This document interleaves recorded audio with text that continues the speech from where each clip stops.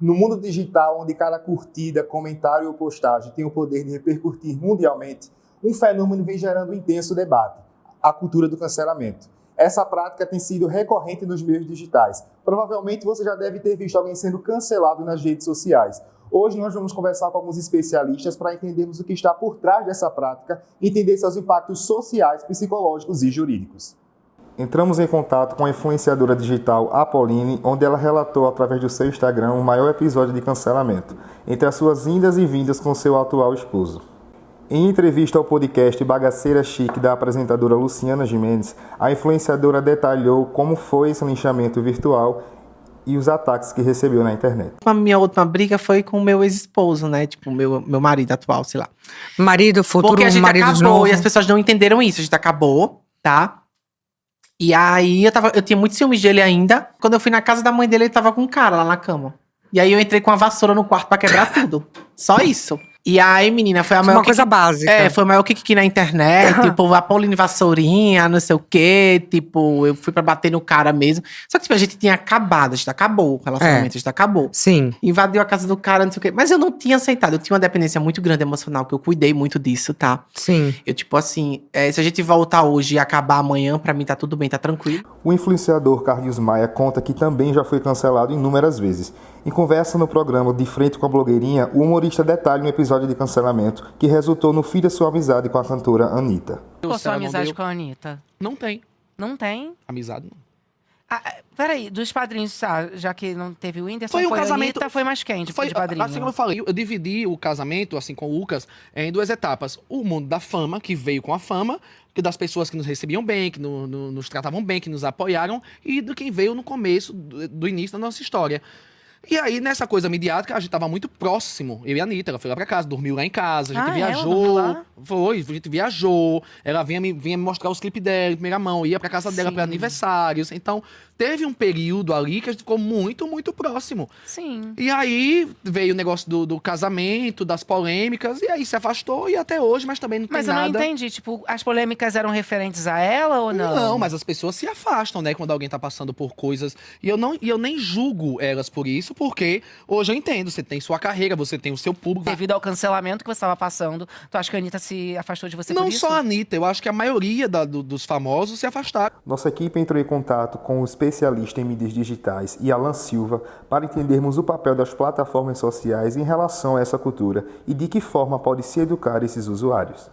As plataformas têm trazido algumas ferramentas para tentar inibir um pouco esse tipo de cancelamento, mas convenhamos, tanto noticiários, muitas vezes, infelizmente, quanto as próprias mídias, sabem que notícias polêmicas, informações controvérsias e discussões acaloradas nas mídias geram engajamento, em geral, e tendem a, por consequência, gerar retorno financeiro para essas mídias digitais. Então, elas têm, sim, incluído algumas opções, como informativos sobre conteúdos especiais no contexto político, etc., informativos sobre possibilidade de notícias falsas, filtro de palavras e palavrões e xingamentos nos comentários, porém isso tudo de forma muito discreta, não é suficiente, não chega nem perto disso. Até porque, como eu falei, infelizmente, as mídias acabam ganhando engajamento e, por consequência, dinheiro, quando fatos polêmicos são comentados e discutidos de forma online. Os usuários podem ser educados através das próprias redes e mídias. Nós temos muitas reportagens, muitas empresas que poderiam estar tratando desses assuntos de forma mais séria, em vez de dar opiniões e falar com clickbaits aí, trazendo apenas mais engajamento e comentários polemizados, poderiam estar utilizando suas mídias de alto impacto para educar os usuários e ensiná-los a aprender a guardar os resultados, ou pelo menos puni-los quando falarem besteira nesse sentido. Puni-los com conteúdo, tá? Então, toda vez que um influencer, por exemplo, visse que alguém está tomando decisões e informações precipitadas e aumentando aí o cancelamento de alguma outra pessoa, marca, etc., deveriam se posicionar pedindo que as pessoas tivessem paciência e ensinando sobre isso. Então, marcas, influenciadores, jornais têm um poder muito grande nas mãos para tentar educar esses usuários. E a justiça tem um poder maior ainda para tentar cada vez mais apertar o cerco no que se refere às mídias e puni-las para que elas também possam fazer essa educação de forma mais precisa, não pensando apenas nos lucros, que é o que infelizmente elas fazem todos os dias. A psicóloga Tárcia Lima conta como essa cultura é vista diante da psicologia, se esse excesso de exposição e julgamento online gera algum tipo de ansiedade e trauma na vítima. Não somente o excesso de exposição, não somente o excesso da vida online, mas das mídias, da tecnologia, do avanço da tecnologia. Então, cada vez menos a gente está convivendo com pessoas, né? Basta a gente pensar em pedir alguma comida e a gente pede por um aplicativo, a gente não pede pelo WhatsApp da loja, né? A gente não pede pelo WhatsApp do restaurante, porque a gente vai falar com alguém. No aplicativo a gente só pede e só espera chegar. Né? Então, essa exposição gera, sim, cada vez mais ansiedade e fragilização dos vínculos reais. E aí a gente precisa ter cuidado com isso, né? Tanto no contexto do cancelamento, como no contexto da vida de modo geral. Isso se torna muito mais amplo do que somente nesse contexto. Se eu pudesse falar para alguém que foi cancelado ou que está sofrendo aí os impactos, eu diria que não parasse, né? Que procurasse primeiro, antes de tudo, a psicoterapia com psicólogos, para poder cuidar de fato das emoções de modo ético, de modo científico, né? Não ser somente aquele acolhimento de um amigo, mas num sentido de progresso de fato. E aí, procurando o atendimento psicológico, eu diria que não desista. Não desista de você, não desista das suas ideias, não desista do que você acredita, porque isso diz de quem você é, né? E se a gente parar para refletir um pouquinho, somos diferentes uns dos outros. Então, eu não posso concordar com todo mundo, nem todo mundo vai concordar comigo. E eu preciso saber viver dentro desse lugar de diferenças. Então, a psicoterapia é o caminho certeiro para a gente conseguir, de fato, aprender a lidar com essas diferenças, me reconhecer enquanto ser diferente de todos os outros e conseguir me constituir com mais segurança diante da minha vida. E hoje estamos aqui na cidade de Catende para conversarmos um pouquinho com o Dr. João Paulo, ele que é advogado aqui atuante e vai nos explicar um pouquinho sobre esta prática de cancelamento.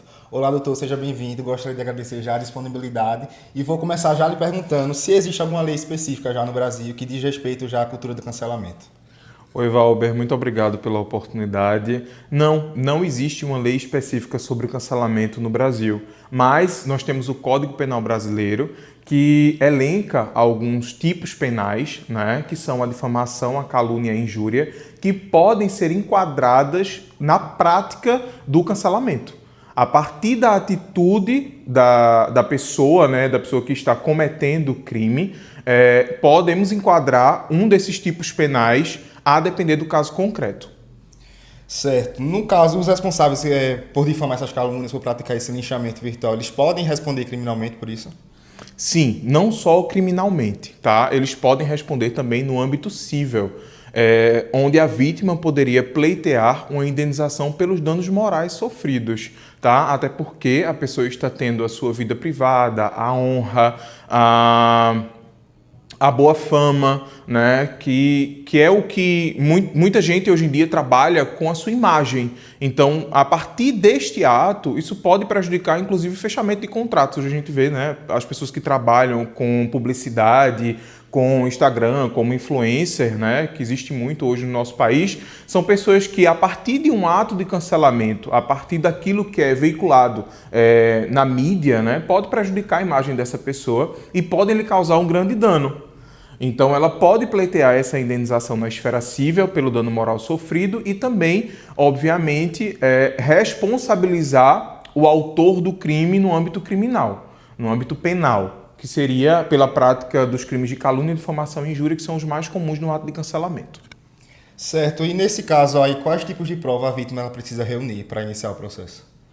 Olha, o máximo que ela conseguir. Nós temos uma máxima no direito que é o fato, ou aquilo que é alegado e não é comprovado é o mesmo que inexistente. Então, a vítima deve anexar imagens, áudio, vídeo, principalmente identificando, ou quando conseguir identificar a pessoa que praticou aquele crime, o autor do crime, né?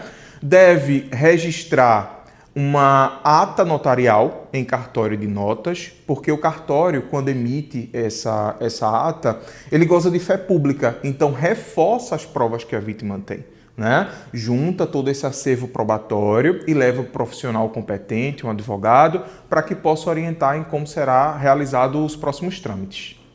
Certo, doutor. E para finalizar, eu queria que o senhor deixasse uma mensagem, na verdade, juridicamente falando, para essas pessoas que praticam este ato, que muita gente ainda adota a ideia de que a internet é uma terra sem lei e acha que podem sair destilando ódio aí e ficar por isso mesmo. Tanto para quem pratica e para quem é vítima também. Qual o recado que o senhor deixa aí para essas pessoas?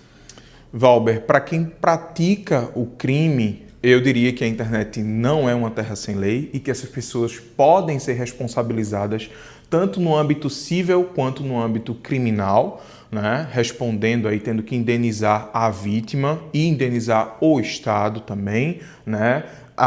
Podendo ser punido, inclusive, com pena de detenção, né? Que é a prisão.